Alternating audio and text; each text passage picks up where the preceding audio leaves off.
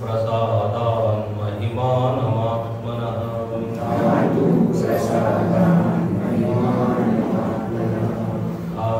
प्रसादान् महिमानमात्मनः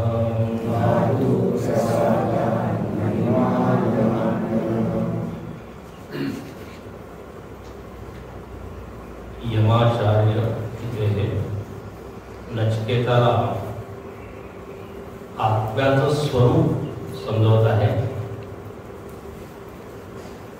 यमाचार्य फक्त मृत्यूचीच देवता नाही, तर आत्मज्ञानी आहे. म्हणून इथे त्यांनी आत्म्याचं ज्ञान नचिकेताला दिलं.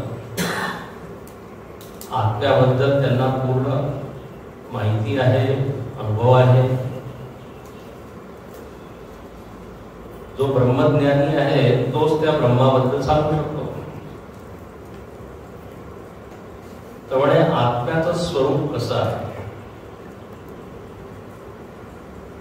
ज्या तत्वाला जाणून माणूस मुक्त होतो, मोक्षाला प्राप्त होतो, असं जे तत्व आहे त्यामध्ये प्रमाण श्रुती आहे. श्रुती म्हणजे मंत्र, वेद मंत्र.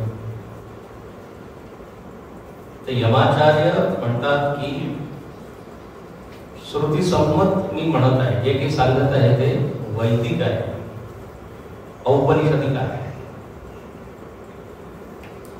तेव्हा आत्म्यामध्ये प्रमाण इतर काही नाहीये. म्हणजे प्रमाण म्हणजे ज्ञानाचं साधन.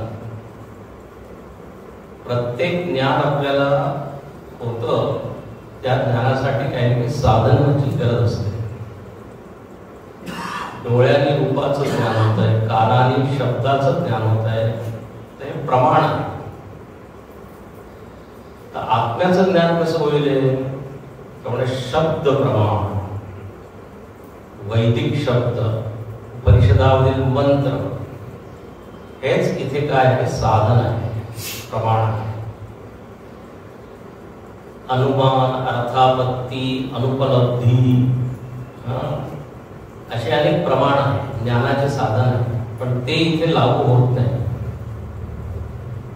आता हे शब्द बहुतेक तुमच्या कानावर पहिल्यांदाच पडले असतील.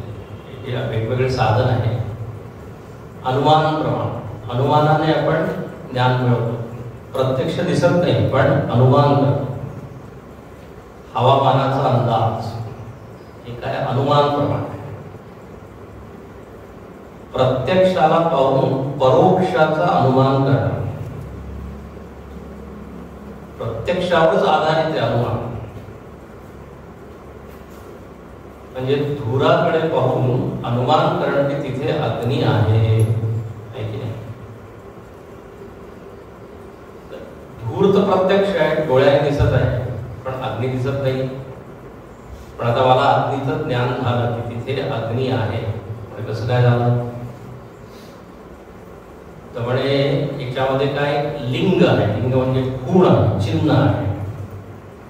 जिथे जिथे धूर आहे तिथे तिथे अग्नी आहे. आणि याला म्हणतात लिंग परामर्श अनुमान. लिंग म्हणजे चिन्ह. त्या चिन्हाला पाहून त्याच्या पाठीमागे काय आहे हे ज्ञान मिळवणं. साधं उदाहरण मी नेहमी देतो. या हॉलमध्ये किती लोक बसले आहेत हे हॉलमध्ये न जाता तुम्ही सांगू शकता.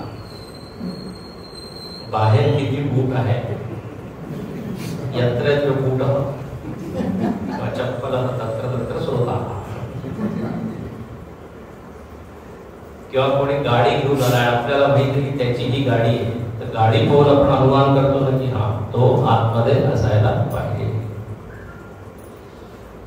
पण याच्यावर चूक सुद्धा होऊ शकते. ते बरोबर असलं पाहिजे, पक्क. म्हणजे धूर आहे तर अग्नी आहेच. तर गाडी असेल पण होऊ शकतं जर ड्रायव्हर असेल तर त्याच्यावर सुद्धा बरंच काही आहे. पण सांगण्याचा अर्थ काय? जगामध्ये जेवढे ज्ञान आपल्याला होतात त्याच्यामध्ये अनुमान प्रमाण फार मोठं एक साधन आहे. वैज्ञानिक लोक तर सगळं ज्ञान अनुमानानेच करते. कार्याला पाहून कारणाकडे ते वळतात आणि शोध घेतात. काही घटना घडत आहेत का? घटना प्रत्यक्ष आहे पण कारण परोक्ष आहे. तर अनुमान एक प्रमाण आहे, त्याचप्रमाणे इतर अनेक प्रमाण आहे. पण इथे म्हणतात आत्म्याचं जे ज्ञान आहे ते या अनुमान वगैरे होत नाही. गुरुच्या सान्निध्यात राहून शब्द जेव्हा आपण ऐकतो, आत्म्यासंबंधी शब्द, तेव्हाच आपल्या हृदयामध्ये लख प्रकाश होतो. आणखी मी कोण आहे हे आपल्याला ज्ञान होतं. हे शब्द वाचून सुद्धा ज्ञान होत नाही, ऐकावंच लागतं. तर इतर प्रमाण इथे लागू होत नाही. अप्रमेय म्हणजे त्या प्रमाणाचा तो कधीच प्रमेय बनत नाही, फक्त ऐकल्यानेच ज्ञान होतं असं इथे सांगितलं. म्हणून इथे यमाचार्य आत्म्याचा उपदेश केला. असं नाही म्हणत की तू वाचून घे, बरीच ऐक. वाचण्याने ज्ञान कमी होतं, भ्रम जास्त. हो, आता एक कादंबरी वाचून, आता आत्म्यावर कादंबरी लिहिली कोणी, आजकाल नवीन नवीन पुस्तके येतात, बेस्ट सेलर, शंकरावर, रामावर, महाभारतावर, त्याच्यावर सगळं अर्ध सत्य असतं. काहीतरी घेतात ते मूळ याच्यात, मग आपली जी कल्पना असते त्याप्रमाणे ते रंगवतात. म्हणून प्रमाण ते नाही आहे. त्यासाठी तर उपनिषदच प्रमाण आहे. तत्वाचं ज्ञान मिळवायचं असेल तर इथे आचार्य म्हणतात की आत्मवस्तू कशी आहे, तर म्हणे अणोरणीयान महतो महीयान. अणुपेक्षा अणु, भगवान भाष्यकार म्हणतात अणोहो सूक्ष्मात अणिया श्यामाकाते अणुतर. अगदी छोटी, कशापेक्षा छोटी, तसे मातीचे जे कण आहेत त्याच्यापेक्षा छोटी आत्म्याचं असते. आणि मग लगेच त्याच वाक्यामध्ये एकदम विरुद्ध माहिती देतात आणि त्याचं स्वरूप सांगतात की आत्मा कसा आहे, तर महतो महीयान, महत् परिमाणात मह्यान, महत्तर पृथिव्या देहे. म्हणजे तो एवढा मोठा आहे की पृथ्वीपेक्षा सुद्धा मोठा आहे. तर आता विरुद्ध धर्म झाले की नाही, म्हणजे आत्मा लहान आहे की महान आहे. आता इथे दोन्ही सांगितले आणि एका वाक्यातच सांगितलं. आणि आचार्य इथे असंही नाही म्हणत की नाही मी चूक सांगितलं, एकच तुम्ही मला लहानच येतो. याच्यावर काही मिसप्रिंटिंगही नाही, काही एडिटिंगही करायची गरज नाही. असंच आहे. आपल्याला फक्त समजायचं की काय हे म्हणणं आहे. उपनिषदाचे मंत्र त्याचा आकलन होत नाही सर, म्हणून ऐकलं पाहिजे. भाष्याच्या मदतीनेच आपल्याला कळतं. तर इथे म्हणतात की अणुपेक्षा सुद्धा सूक्ष्म आहे आणि पृथ्वीपेक्षा सुद्धा महान आहे. याचा अर्थ असा आहे की तो अणु एवढा सुद्धा नाहीये आणि पृथ्वी एवढा सुद्धा नाहीये. हे खरं म्हणजे सांगायचं. म्हणे तो निराकार आहे. तुम्ही कल्पना करू नका आकाराची की तो एवढा लहान आहे किंवा एवढा मोठा आहे. लहान असणं मोठं असणं हे काय आहे, आकाराचं गुण आहे. आकार लहान मोठा असतो. हॉलचा आकार लहान आहे, आता आम्ही मोठा करणार आहोत.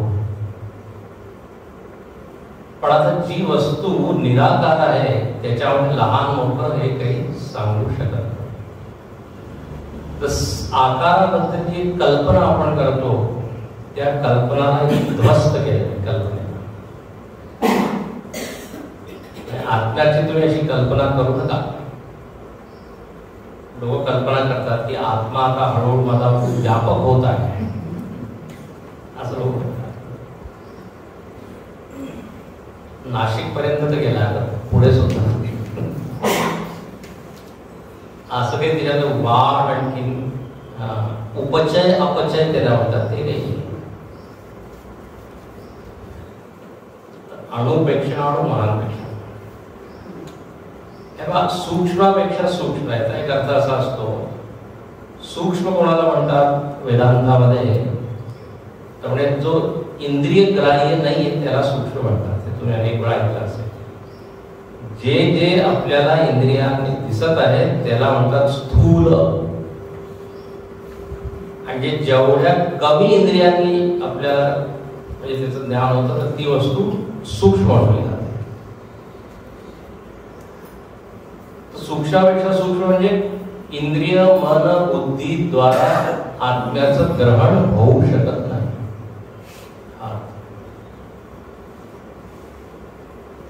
मन बुद्धीच्या पाठीमागे आहे, त्याच्यापेक्षा सूक्ष्म आहे. म्हणजे इंद्रिय भास्य नाही, मन भास्य नाही, बुद्धी भास्य नाही. भास्य म्हणजे भासित होणं. आपल्याला जग जे दिसतंय आपल्या समोर आहे तर ते सगळं इंद्रिय भास्य आहे. पण आत्मवस्तू यांच्यापेक्षा सूक्ष्म असल्या कारणाने डोळ्यांनी किंवा कानाने किंवा हाताने त्याचं ज्ञान होऊ शकत नाही. म्हणूनच म्हणतात की तुम्ही अंतर्मुखी व्हा, तेव्हाच तुम्हाला अनुभव होईल. आधी अंतर्मुखी झाला, ज्ञान झालं, मग सगळीकडे तुम्हाला दिसेल. तर अणोरणीयान महतो महीयान, महानपेक्षा महान म्हणजे जेवढी या जगाची व्याप्ती आहे याच्यापेक्षाही मोठा आहे. जेवढं जग आहे तेवढंच नाही. म्हणून गीतेमध्ये भगवंतांनी विभूती योगामध्ये वर्णन केलं आहे. मी इथे आहे, इथे आहे, इथे आहे, सगळ्या नद्यांमध्ये आहे, डोंगरांमध्ये आहे, झाडांमध्ये आहे, प्राण्यांमध्ये आहे. आणि सगळं वर्णन केल्यानंतर ते म्हणतात हे जेवढं मी वर्णन सांगितलं माझा फक्त हा 1% आहे, म्हणजे मी याच्यापेक्षा किती पटीने जास्त आहे. तुम्ही ब्रह्मांडाची कल्पना करा, त्याच्यापेक्षाही मी थोडा जास्त आहे. म्हणून पुरुष सूत्रामध्ये म्हटलेलं आहे अत्यनिष्ठ दशांगुलम, 10 बोट जास्त आहे. त्रिपादस्यामृतं दिवी म्हणे जग जे आहे ते माझ्या एका क्वार्टरमध्ये आहे, एका पालमध्ये आहे. अजून 3 पाल अजून आहे, ते तुम्हाला दिसत नाही. पादोश्च विश्वाभूतानि त्रिपादस्यामृतं दिवी. असं आहे, जर कोणी गाणार आहे आणि जर त्यांनी गाणं म्हटलं 1 तास, तर तुम्ही असं म्हणाल का की जेवढं यांनी गाणं म्हटलं एवढंच याला येतं? असं नाही. हे तर काय झालं, फक्त प्रकट रूप झालं, व्यक्त रूप. अजून तो म्हणेल की तुम्हाला ऐकायची इच्छा असेल तर हा राग म्हणतो, हा राग म्हणतो, त्याच्याकडे भरपूर आहे, पण आपण फक्त एवढंच पाहतो. तर महानपेक्षा महान म्हणजे जेवढं जग आहे तेवढं तो आहेच, सगळ्यांमध्ये तो आहे. पण फक्त एवढंच नाही, अदृश्य अव्यक्त सुद्धा आहे. म्हणून इथे म्हणतात महतो महीयान. पण कशा रूपात येतो? म्हणजे एका आकारात नाही. आकार म्हणतो की तो महान कसा होतो? आकारच नाही, म्हणून सगळीकडे.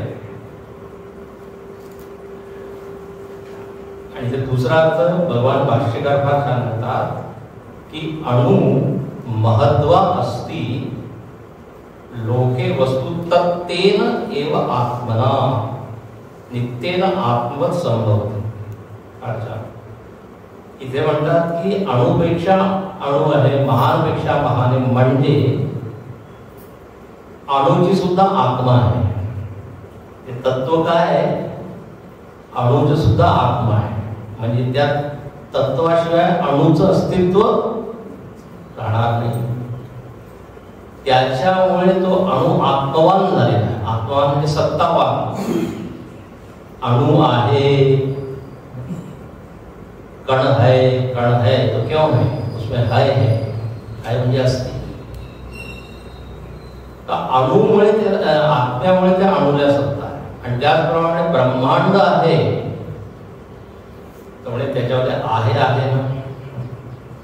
आहे म्हणजे तत्व, आहे म्हणजे आत्मा. त्यामुळे ब्रह्मांड टिकून आहे.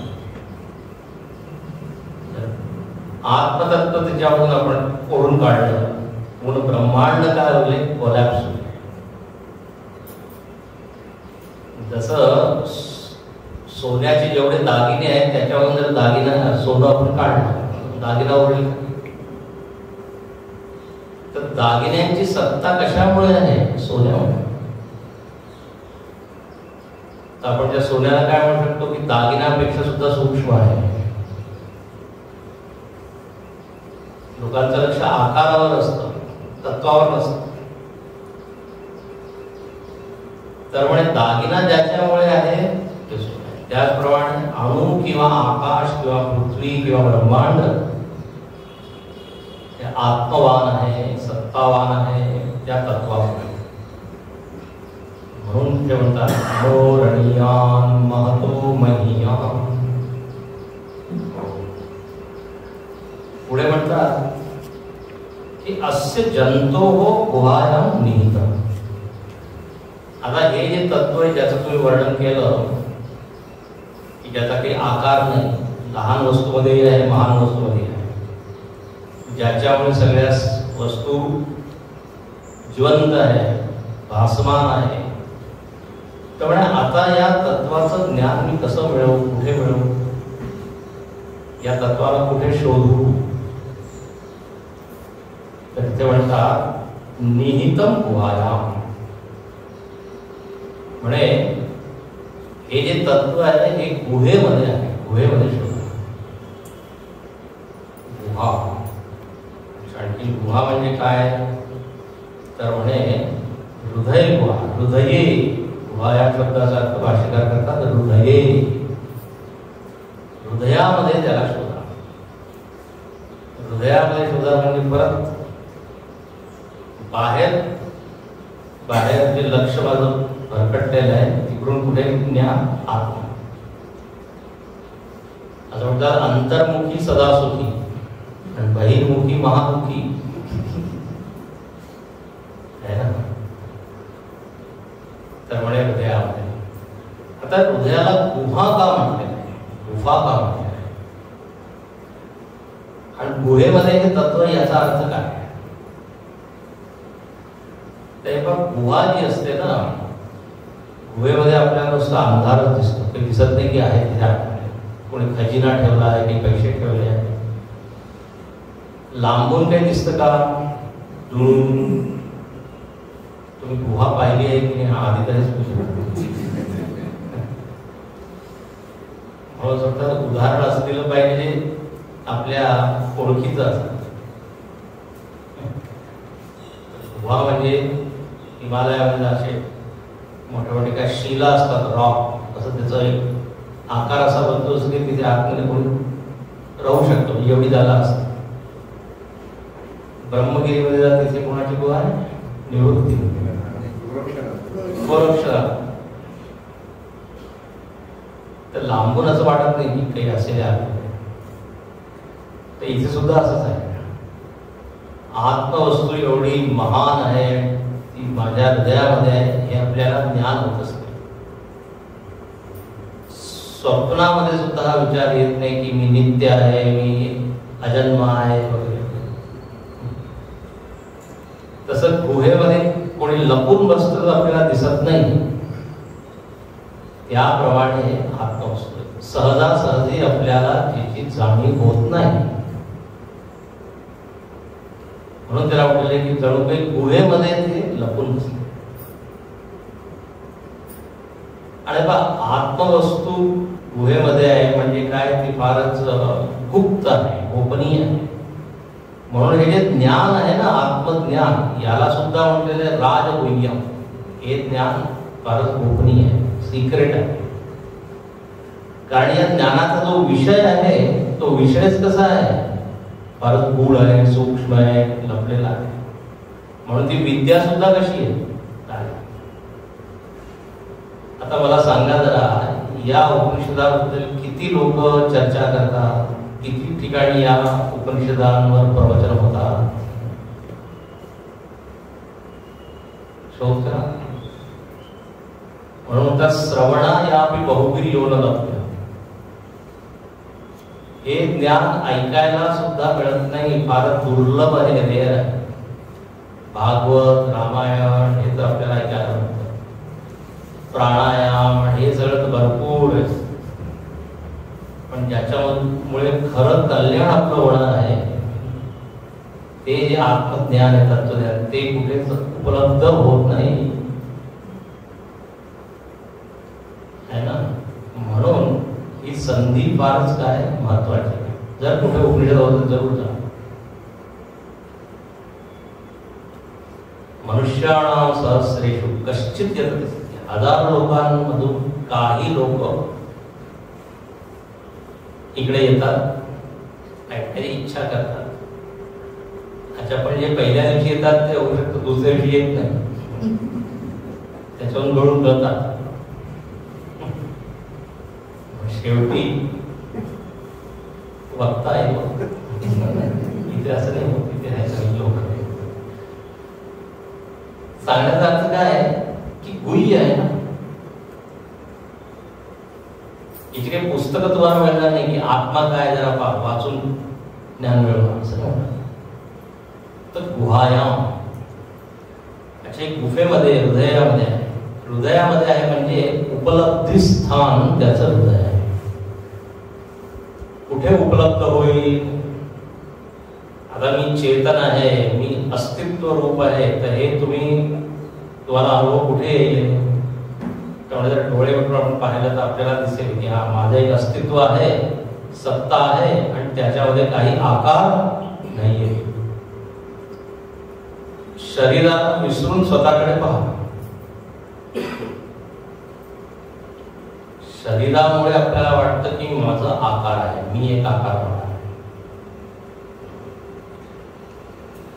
तर इथे म्हणतात या हृदयामध्ये तुम्ही जरा आतमध्ये प्रवेश करा. कबीरदासांनी एक लिहिलं आहे, जिन खोजा तिन पाइया, गहरे पानी पैठ, मैं बबुरा बुलन भया, रहा किनारे बैठ. त्यांनी उपमा दिली, म्हणे जणू काही समुद्रामध्ये मोती असतात ना, त्यामुळे ते जर आपल्याला मिळवायचे असेल तर उडी घेऊन खोल जावं लागेल.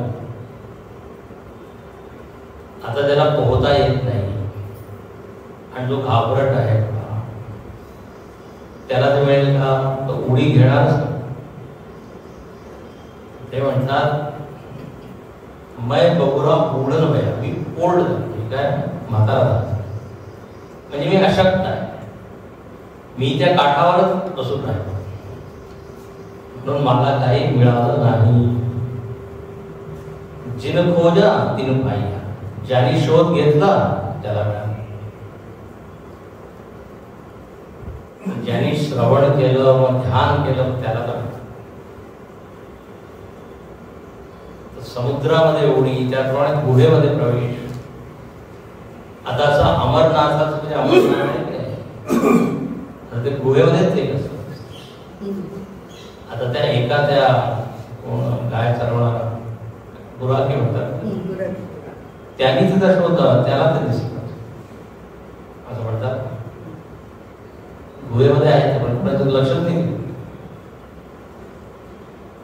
आत्मवस्तू आपल्याकडे आहे, पण आपलं लक्ष बाहेर असल्यामुळे असून सुद्धा काही त्याचा लाभ, त्याचा उपयोग. आत्मवस्तूबद्दल फार छान आहे, तुम्हाला कुठे जायचं नाही. अत्यतिष्ठ दशांगुलम असं म्हटलेलं आहे की 10 बोट लांब आहे. त्याचा एक अर्थ असा केला आहे की नाभीपासून 10 बोटावर आत्मा आहे, हृदयामध्ये आहे ना. पण अत्यतिष्ठ दशांग इथेच आहे. स्वामीजींनी छान अर्थ केला. म्हणजे जे मोठे मोठे लोक असतात त्यांना जर भेटायचं असेल तर फार औपचारिकता असते ना. यांना सांगा, त्यांना सांगा, पत्र द्या, अपॉइंटमेंट घ्या, म्हणजे फार कठीण असतं. आणि म्हणजे हा परमात्मा जो कोण जगाचा स्वामी आहे तो अगदी इथेच बसला, सोबत त्याला भेटतो.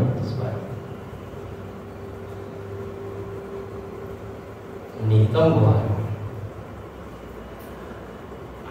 आणि कोणाच्या गुहेमध्ये आहे तर म्हणजे जंतू. जंतू म्हणजे सगळे प्राणी, सगळ्यांच्या हृदयामध्ये, असं पक्षपात नाही. आणि तेवढ्यात सगळे म्हणजे कोण? ब्रह्मादि स्तंभ पर्यंतस्य प्राणिजातस्य गुहायाम हृदय. ब्रह्मदेवापासून गवताची काडी सगळ्यांमध्ये तो आहे.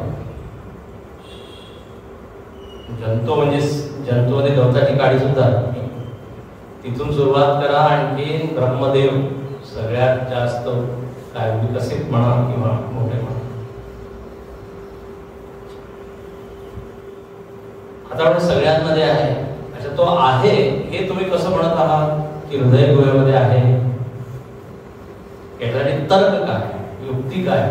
ठीक आहे, मंत्र तर म्हणत आहे की हृदयामध्ये आहे, पण तो तिथेच आहे, तिथेच उपलब्ध होईल. पण जेव्हा जेव्हा म्हटलं जातं की हृदयामध्ये आहे, त्याचा अर्थ असा नाही की फक्त हृदयामध्येच आहे असं नाही. तिथे तो उपलब्ध. मी अनेक वेळा तुम्हाला उदाहरण दिलेले आहे. जसं भारतीय सरकार सगळीकडे आहे, उदाहरण दिलंय ना मागे. पण उपलब्धी कुठे होते? जर की कुठल्याला काम करायचं असेल सरकारी ऑफिसमध्ये जा, आणि जर तुमचं भाग्य असेल तर तिथे तुम्हाला कर्मचारी भेटेल, नाही तर उपलब्ध गायबच असतो खुर्चीवर. तर जरी सरकार व्याप्त आहे पण आपल्याला काम करायचं असेल तर एका ठिकाणी जाऊ लागतं. त्याप्रमाणे पण आता तो हृदयामध्ये आहे याच्यासाठी युक्ती काय आहे? शंकराचार्य होतात तम आत्मानं दर्शन श्रवण मनन विज्ञान लिंगम. म्हणजे याचं लिंग काय आहे? लिंग म्हणजे चिन्ह, खूण. आत्मवस्तू हृदयामध्ये आहे, यासाठी लिंग काय आहे? तर म्हणे कारण मी ऐकत आहे, मी बोलत आहे, पाहत आहे. तर म्हणजे आतमध्ये काहीतरी एक चेतन वस्तू असायला पाहिजे, त्याशिवाय या सगळ्या क्रिया शक्य होणार नाही. कधी कधी वीज, इलेक्ट्रिसिटी आपली जाते, लाईट जातात. आपण कसं म्हणतो की लाईट आहे, लाईट आले. पंखा फिरतोय ना म्हणजे लाईट, लाईटच म्हणतात नाही, लाईट आले, लाईट आले. लोड शेडिंग होणार ना. तर लाईट आले काय, कोण काय, लिंग काय? अरे म्हणजे पंखा फिरतोय, आला. बल्ब जळत आहे म्हणजे तिथे विद्युत आहे, त्याला काय म्हणून चिन्ह, लिंग. शास्त्रीय वाटण लिंग म्हणतात. तर श्रवण मनन विज्ञान हे सगळं होत आहे. तर त्याच्याद्वारे आपण अनुमान करू शकतो की हा आत्मवस्तू इथे आहे. पण आता कोण आहे जो असं युक्ती करून त्याला पाहतो किंवा त्याचा अनुभव करतो? पाहतो म्हणजे अनुभव करतो. तर इथे मंत्रामध्ये काय दिलंय, एक एक शब्द मी सांगत आहे. तम अक्रतु पश्यति. तम तम आत्मानम. शब्दांकडे पहा. शब्दाशिवाय पहा आपल्याला ज्ञान होत नाही. शब्द आधार आहे, म्हणून सगळ्यांनी ग्रंथ आपल्याजवळ ठेवलाच पाहिजे. आणि परत आपल्याला पाहता येतं. काय ऐकलं तर आश्रमामध्ये सोडलं, आश्रमात ऐकलं, आश्रमात सोडलं. पण एकदम शब्द जर आपल्या समोर असतील तर आठवण होते. त्यामुळे तम अक्रतु पश्यति. तम म्हणजे त्या आत्म्याला, तम आत्मानं, त्या आत्म्याला कोण पाहतो, कोण अनुभव करतो, कोणाला परिस्थिती येते किंवा कोण अधिकारी आहे जाणण्यास. त्यामुळे अक्रतु, तो अक्रतु आहे. त्याला तर स्पष्ट दिसतं, स्पष्ट अनुभव येतो की मी कोण. आणि अक्रतू म्हणजे काय, मी सुद्धा बरी नाही, सांगा मला, तयार आहे अक्रतू बनायला. अर्थ सांगतो, अक्रतू म्हणजे काय, त्यामुळे दृष्ट अदृष्ट बाह्य विषय उपरत बुद्धी. ज्याची बुद्धी दृष्ट आणखी अदृष्ट विषयापासून उपरत झालेली आहे. विषय दोन आहे, दृष्ट आणखी अदृष्ट. दृष्ट म्हणजे प्रत्यक्ष, या जगामध्ये दिसणारे सगळे विषय काय, दृष्ट. पृथ्वीमध्ये जे काही दिसत आहे, जे काही प्रत्यक्ष आहे, सूर्यचंद्र सुद्धा दृष्ट आहे. त्यामुळे दृष्ट विषयांमध्ये ज्याची आसक्ती पूर्णपणे काय झालेली आहे, संपली आहे. आणि दृष्ट म्हणजे फक्त नाशिकमध्ये जे विषय दिसतात तेच नाही, मग मुंबईमध्ये, मग अमेरिकेमध्ये, मग युरोपमध्ये, मग ते सगळे दृष्ट आहे. कारण जेव्हा तुम्ही तिथे जाता तर प्रत्यक्ष दिसत, अरे इथे एवढे आईस्क्रीमचे प्रकार आहे, एवढे चॉकलेटचे प्रकार आहे. मॉलमध्ये जर तुम्ही गेला तर म्हणे तो दृष्ट विषयांमध्ये फसलेला आहे, त्याच्यासाठी आत्मा नाहीये. प्रत्यक्ष अदृष्ट म्हणजे जे आज मला दिसत नाही पण जे आहे. आणि अदृष्ट विषय म्हणजे स्वर्गामधील सगळे भोग. प्रत्यक्ष तर नाहीये पण त्याच्याबद्दल वर्णन खूप केलेलं आहे शास्त्रांमध्ये. त्यामुळे त्याच्यामध्ये सुद्धा ज्याची आसक्ती नाही. लोक काय म्हणतात, नाशिकमध्ये जेवढं काही पाहायचं होतं ते मी सगळं पाहिलं, आता मला मुंबई पाहिजे. त्याचप्रमाणे काय, पृथ्वीवरचे सगळे भोग मी भोगले, आता काय मला स्वर्गाचे भोग भोगायचे. याचा अर्थ काय झाला, अजून तो पूर्णपणे विरक्त झालेला नाही. असं म्हणतात भारत तर ठीक आहे, भारतामध्ये सगळे शहर पाहिजे, आता मी अमेरिकेमध्ये सेटल होणार आहे. कारण तिथे जास्त सुख आहे, जास्त पैसा आहे, जास्त चमक, आणि तिथे काही कचरा नाहीये, तिथे सगळे शिस्त पाळणारे लोक आहे. आणि तिथे फोन लावल्याबरोबर फोन लागतो, बरेच आहे. तिथे मोठे मोठे घर, जागा जात. तर आता असं जेव्हा घडणं ऐकतो तिथे जायचं. आजकाल मुलांचं ध्येय म्हणजे तेच आहे, शिकून पुढे जायचं अमेरिका. किती घरांमध्ये मी जातो मोठ्या मोठ्या पुण्यामध्ये, मुंबईमध्ये, फक्त म्हातारे आई वडील आहे, मुलं कुठे, शिकागोमध्ये आहे, वॉशिंग्टनमध्ये आहे, लंडनमध्ये आहे, सगळे शिकलेले लोक तिकडे जातात आहे ना. का जातात, तिकडे जास्त पैसा, जास्त सुख, जास्त. आता याचाच आणखीन एक्सटेंड करा, ज्याला स्वर्गामध्ये जाण्याची इच्छा आहे, स्वर्गावर मरण्याची भीत नाही, स्वर्ग म्हणजे स्वर्ग सुख भोगण्याची ज्याच्यावर इच्छा. त्यामुळे त्याला अजून बरंच प्रयत्न करायचा आहे. तर दृष्ट अदृष्ट बाह्य विषय उपरत बुद्धी, त्याची बुद्धी तिकडे जातच नाही. आता जो विरक्त माणूस आहे तो सुद्धा बाजारामध्ये फिरतो की नाही, मॉलमध्ये जातो, पण एका क्षणासाठी सुद्धा त्याच्या मनात काही विचार येत नाही की ही वस्तू विकत घेतली पाहिजे, ती घेतली पाहिजे. तर सामान्य प्रापंचिक माणूस जातो एक वस्तू घ्यायला आणि एवढं बॅग करून घेतो, पण आता आलं तर हे पाहिजे, हे दिसतंय. तर शॉपिंग करतात ना, शॉपिंग, शॉप टिल ड्रॉप, जोपर्यंत थकून पडत नाही तोपर्यंत.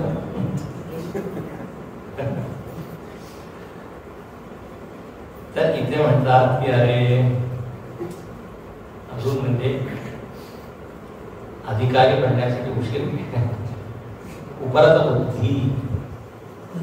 अच्छा, तर तमक्रतु अक्रतो शब्दाचा अर्थ झाला की ज्याची बुद्धी शांत झाली, समाधानी, आता त्याला जास्त हे पाहिजे ते पाहिजे ना, अशी बुद्धी शांत असल्यामुळे आत्मवस्तू जी हृदयामध्ये आहे ती त्याला दिसते. जसं पहा, पाण्यामध्ये जेव्हा फार लाटा येतात, तरंग असतात, तेव्हा प्रतिबिंब दिसत नाही. शांत असतं पाण्यात एकदम दिसतं की सूर्य चमकत आहे, असं वाटतं सूर्य त्या पाण्यामध्ये ठेवलेला आहे. तर अशांत, जर अशांत असेल तर नाही, शांत उपरत बुद्धी. आणखी मग पुढे म्हणतात की तमक्रतु पश्यति वीत शोक, तो शोकाच्या पलीकडे जातो. पण त्याच्या आधी एक आणखी नोट फार महत्वाची, ती म्हणजे ज्ञान त्याला का होतं, कशामुळे होतं. आणि आता तुम्ही सांगितलं की ते विरक्ती आहे, अनासक्त आहे, अलिप्त आहे. ठीक आहे, एक तर हे लक्षण झालं. दुसरं इथे म्हणतात धातु प्रसादात महिमानमात्मनः. एवढं फारच छान आहे. म्हणजे धातु प्रसादात, धातू प्रसन्न झाल्यामुळे त्याला आत्मसाक्षात्कार होतो. एक तर विरक्त आहे आणि धातू प्रसादात. आणि धातू प्रसादात म्हणजे काय, धातू म्हणजे काय, धातू म्हणजे आपण काय म्हणतो मेटल, मराठीमध्ये काय म्हणतात लोखंड आहे, पितळ आहे, धातू म्हणतो. पण इथे तो अर्थ नाही. धातू म्हणजे शंकराचार्य लिहितात की शरीरस्य धारणात धातू, ज्याच्यामुळे शरीराचं धारणा होते, शरीर धारण केलेलं असतं, ज्याच्यामुळे त्याला म्हणतात धातू. आता तुम्ही ऐकलं असेल सप्त धातू, पंचमहाभूत आणि सप्त धातू आहे ना, अस्थि मांस मज्जा रक्त चर्म त्वक. किती झालं? अस्थि मांस मज्जा रक्त चर्म, हा शिरा, शिरा नस, नस,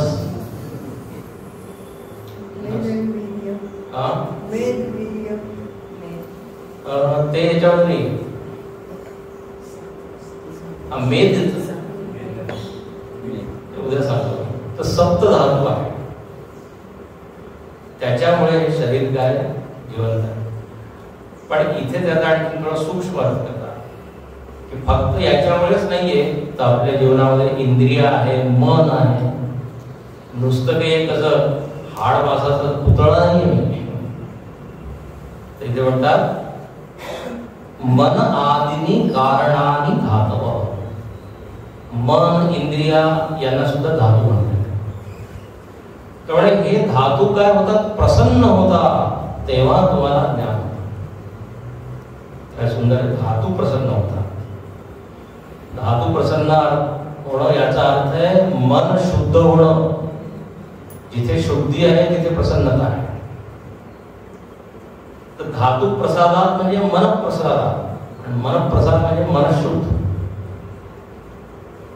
आपण सुद्धा पाहतो ना, जिथे चांगलं काही स्वच्छता आहे ते पाहून आपल्याला काय बरं वाटतं की किती छान आहे. सहज एकदम आपण मनामध्ये निघतं, अरे इथे येऊन फार बरं वाटलं. तर जिथे स्वच्छता आहे, पावित्र्य आहे, शुद्धी आहे, तिथे प्रसन्नता आहे. त्यामुळे मन प्रसन्न झालंय ज्याचं, म्हणजे मन शुद्ध झालंय, बुद्धी शुद्ध झाली. बुद्धीची अशुद्धी काय आहे माहिती आहे, राग द्वेष, अहम मम, मी माझं, ही अशुद्धी. राग द्वेष, हे मला आवडतं, हे मला आवडत नाही. मनाची अशुद्धी काय, काम क्रोध. त्यामुळे ही जी सगळी घाण आहे, ज्याच्यामुळे मन बहिर्मुखी होतं, मन या आत्म्याकडे वळतच नाही. हे जर या सर्व गोष्टी जर आपल्या हृदयामध्ये असतील तर एकदा सुद्धा मनामध्ये विचार येणार नाही की जर आपण सत्संगामध्ये जाऊन पाहू काय चालू आहे. त्याच्या मनात ते जरा टीव्ही ऑन करून पाहू काय चालू आहे, सरकार आहे की गेली.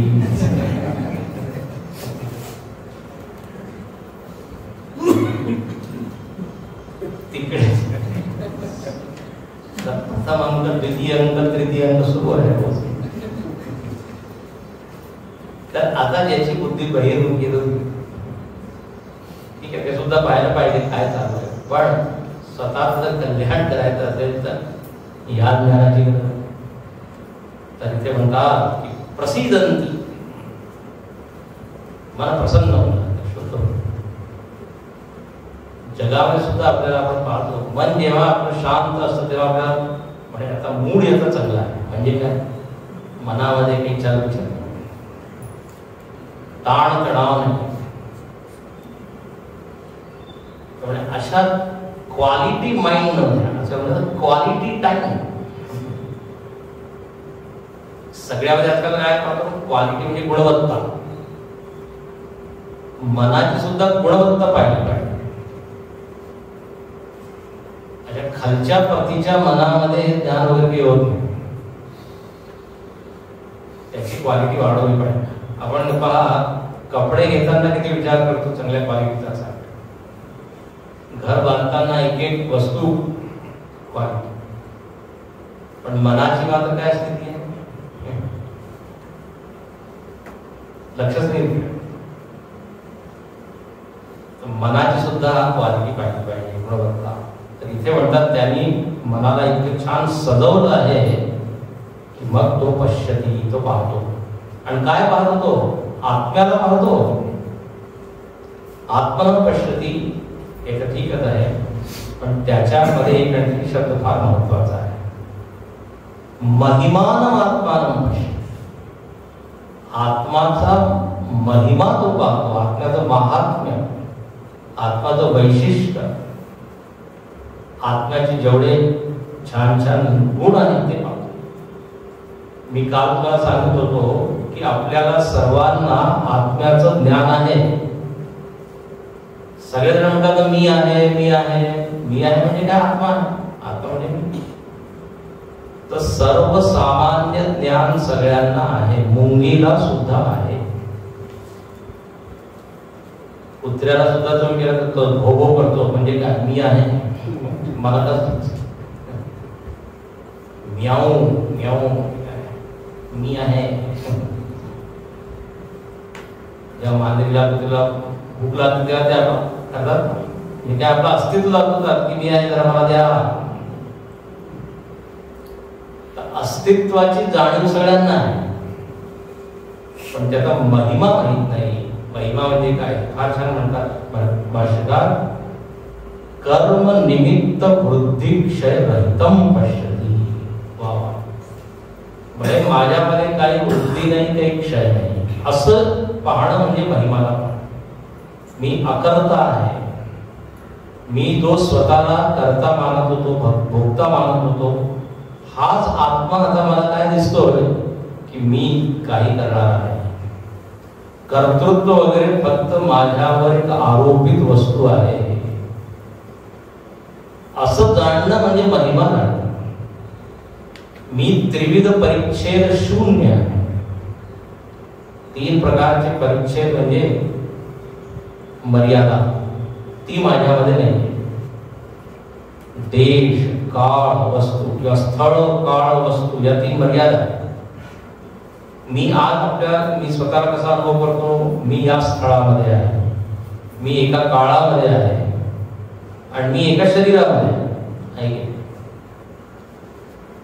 तर सगळ्यामध्ये मी आहे म्हणजे, पण मी कुठे आहे, मर्यादित.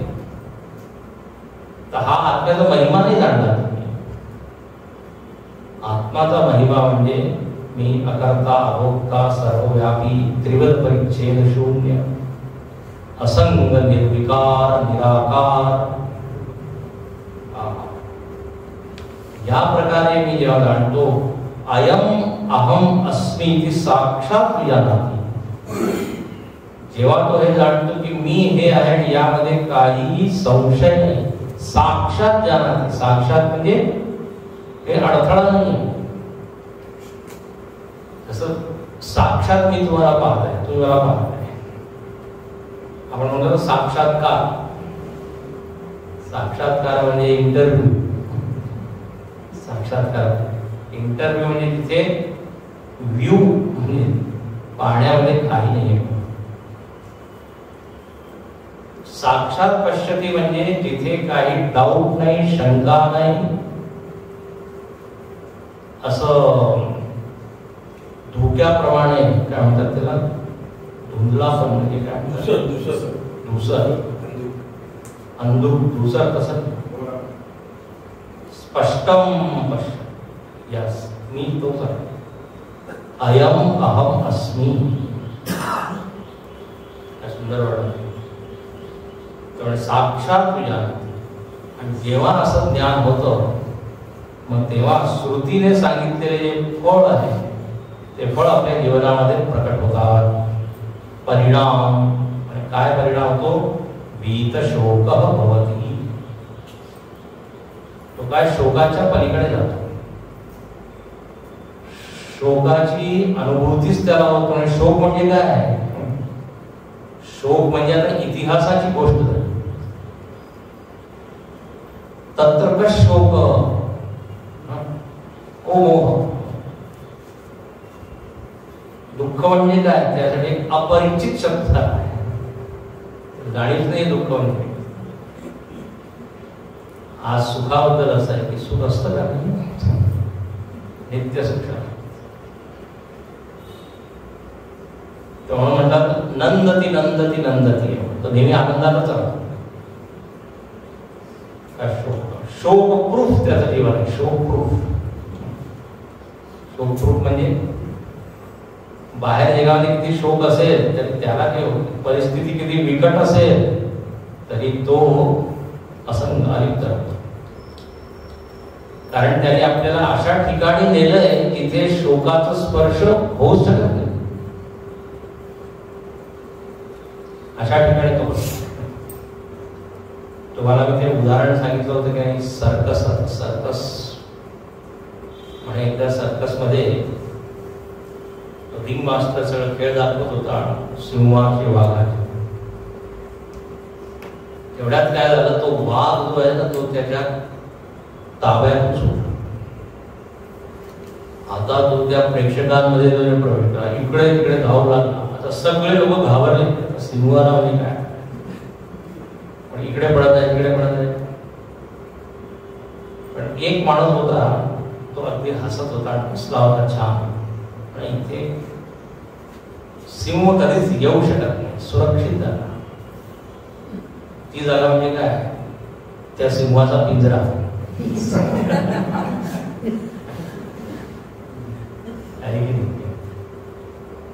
कधीच येणार. तर आपल्या मनाला अशा काय म्हणतात पातळीवर न्यायचं, चैतन्यामध्ये प्रतिष्ठित करा. तर मग काय, न शोक होती भीत शोक. हे आणि ही फलश्रुती अनेक वेळा सांगितली. श्रुतीमध्ये ही फलश्रुती सांगितली. शोक गीतेमध्ये सुद्धा पहिला जो श्लोक आहे तेव्हा हे सांगितलं, नान शोचंती पंडिता. आणि गीतेमध्ये सार्थ देवतात विगत ज्वर. तू हे ज्ञान मिळवून ज्वरापासून मुक्त हो. विगत ज्वर.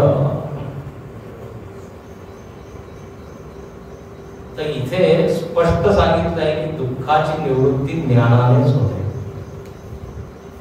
इतर किती तुम्ही प्रयत्न करा ते सगळे आपेक्षिक असतात. आपेक्षिक म्हणजे थोड्या वेळासाठी. जर नेहमीसाठी दुःखापासून सुटका करायची असेल तर स्वतःची जाणीव करून घ्या कोण आपण. बाहेर हातपाय मारत असतो, हे केल्याने वेळ, ते केल्याने, इथे गेल्याने, तिथे गेल्याने होतं. असं नाही म्हणजे त्याचा लाभ आहे, पण परत थोड्या दिवसानंतर अरे म्हणे इथे तर हे तर नाहीये, म्हणजे तिथे इथे ते सुख नाही आहे तिथे होतं, पण आता इथे नवीन सुख दुःख आहे. लोक कॉलोनी बदलतात, मजला बदलतात, लोक व्हॉट्सअपचे ग्रुप बदलतात. त्या ग्रुपमध्ये थोड्या दिवसानंतर त्या ग्रुपवर सुद्धा काही म्हणजे काय काय टाकतात. तर सतत आपल्याला काय इथे गेल्याने तिथे गेल्याने, याला गुरुजी छान म्हणतात, म्हणजे आपण नेहमी आपला जो आनंद आहे ना तो ढकलत असतो, तिथे जाऊन मिळेल तिथे. आज नाही आहे, पोस्टपोन करत असतो. हे केल्यावर, ही इच्छा पूर्ण झाल्यावर. पण आत्मज्ञान मिळवणं काय इथेच आत्ताच आनंद आहे. Right here now. Sukhdev Maharaj गीत शोक, कारण आत्मवस्तू इथे आहे, जिथे आहे तिथे सुख आहे. म्हणून इतक्या लवकर होऊ शकेल याचं ज्ञान मिळवलं पाहिजे. तो गीत शोक याप्रमाणे हा एक मंत्र पण आज पाहिला. आता या पुढच्या मंत्रात परत आत्माचंच वर्ण आहे. आता सगळं तेच वर्ण आहे, वेगवेगळ्या शब्दाच्या द्वारे, वेगवेगळ्या पद्धतीने. आणि आता हा जो आत्मा आहे कसा आहे परत सांगतो. आसीनो दूरं व्रजति शयानो याति सर्वतः.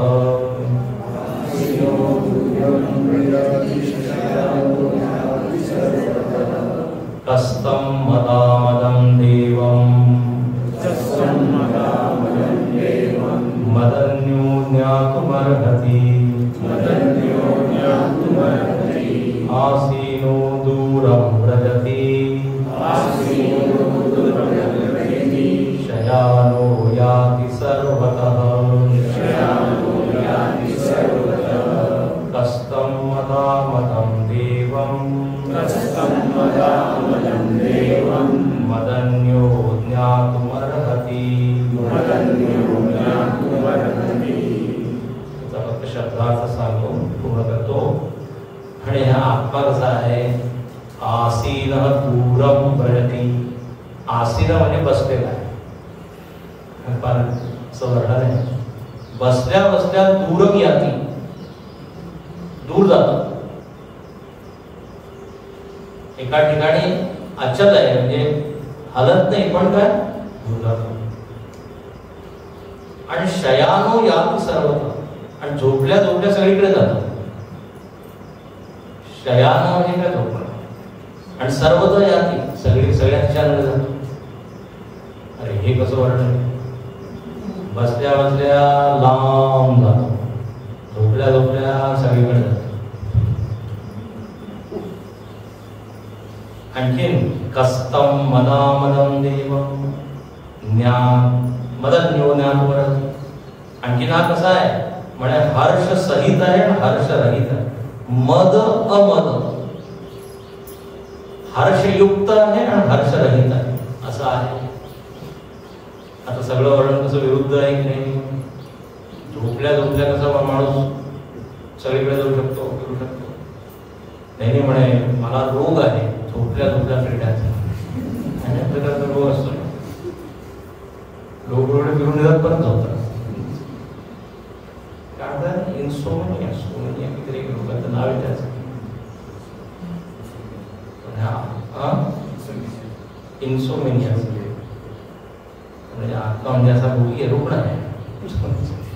आणि बसल्या बसल्या तो जातो सगळीकडे. हे कसं काय शक्य.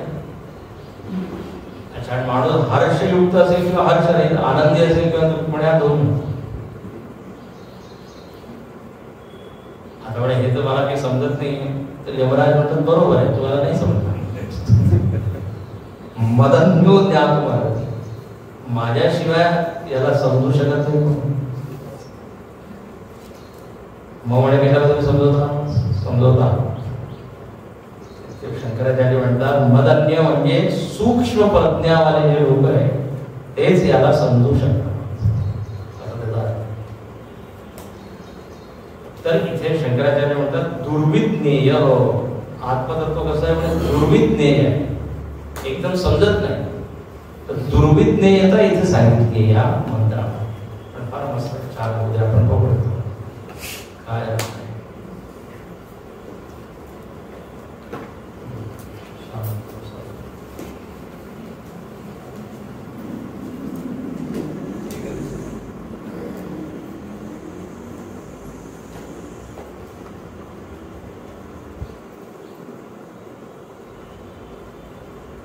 एक श्लोक, एक मंत्र पाहिला, त्याचा अर्थ त्याच्यावर विचार करा.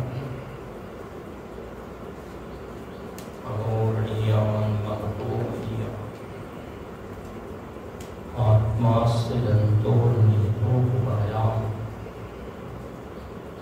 तम अक्रतुं पश्यति धातु प्रसादात् महिमानं